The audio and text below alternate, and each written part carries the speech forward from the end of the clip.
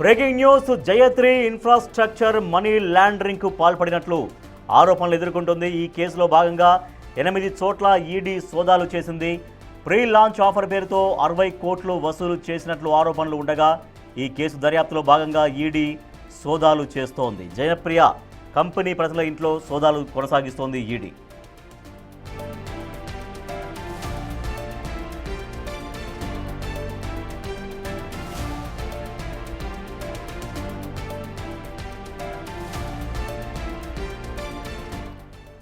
Jayatri infrastructure money laundering కు పాల్పడినట్లు ఆరోపణలు ఎదుర్కొంటుంది. ఈ కేసులో భాగంగా 8 చోట్ల ఈడీ సోదాలు చేసింది.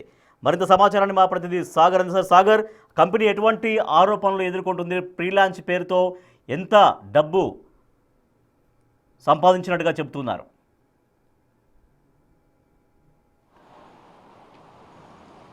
ఎస్ రాజన్, ప్రీ లాంచ్ పేరుతో మరో భారీ నిర్మాణ సంస్థకు సంబంధించినటువంటి సంస్థలపైన ఈడీ ఏకకాలంలో 8 చోట్ల ఎన్ఫోర్స్మెంట్ డైరెక్టరేట్ సోదాలు చేసింది. కొన్ని కీలక పత్రాలను కూడా ఇందులో స్వాధీనం చేసుకున్నట్లు కూడా తెలుస్తుంది. ప్రధానంగా మనం చూసుకుంటే జనప్రియ ఎండి కాకర్ల శ్రీనివాస్తో పాటుగా కంపెనీ ప్రతినిధుల ఇళ్లలో కూడా సోదాలు చేశారు.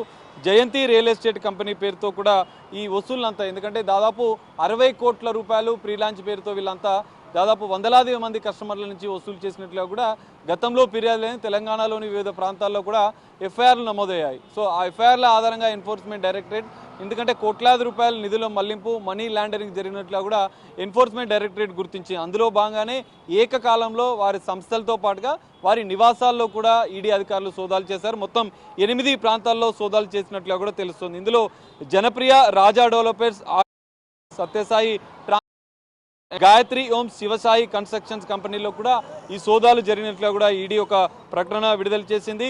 జనప్రియ, జయంతి infrastructure, Raja developers, Gayatri Ohm's, Sathya Sai, Shivasai కన్స్ట్రక్షన్ల పైన కూడా దాడులు చేసింది. మొత్తం 60 కోట్ల రూపాయల లావాదేవీలు జరిగినట్లుగా కూడా ఈడీ అధికారులు గుర్తించారు. అయితే ఇందులో కీలకంగా PMLA prevention of money laundering act ప్రకారం కూడా ఇక్కడ కేసులు నమోదు చేసినట్లుగా కూడా పేర్కొన్నారు. పిఎంఎల్ఏలోని సెక్షన్ 17 ప్రకారం ఈ సోదాలు కూడా నిర్వహించినట్లుగా కూడా ఈడీ విడుదల చేసినటువంటి ప్రకటనలో పేర్కొన్నారు.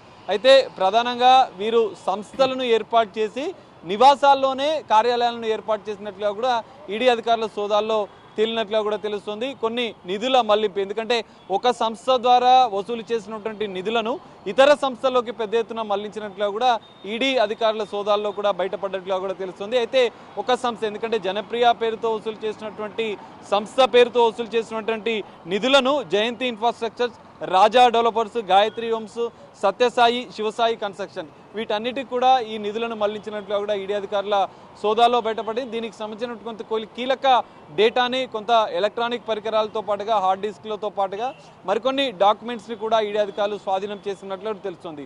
ఈ సోదాలు పూర్తయిన అనంతరం కూడా ఇంకా మరికొన్ని కీలక అంశాలు, ఎందుకంటే ఇంకా దర్యాప్తు చేయాల్సి ఉంది. ఈడీ ఎన్ఫోర్స్మెంట్ డైరెక్టరేట్ అధికారులు స్వాధీనం చేసుకున్నటువంటి డాక్యుమెంట్ల ఆధారంగా ఇంకా ఎన్ని కంపెనీలకు నిధుల మళ్లింపు జరిగింది, 60 కోట్ల మేరకైతే ఇప్పటివరకు గుర్తించిన నేపథ్యంలో ఇంకా ఎంతమంది, ఎందుకంటే బాధితులు వందలాది మంది ప్రీ లాంచ్ పేరుతో లక్షల రూపాయలు డబ్బులు కట్టారు. సో వాళ్ళంతా కూడా మోసపోయని చెప్పి గతంలో తెలంగాణలోని వివిధ ప్రాంతాల్లో కూడా వివిధ పోలీస్ స్టేషన్లో కూడా వీరిపైన కేసులు నమోదయ్యాయి. మరి పూర్తిస్థాయి ఈడీ దర్యాప్తులో ఎలాంటి అంశాలు వెలుగుకి వస్తాయని మాత్రం చూడాల్సిన పరిస్థితి. రాజేష్.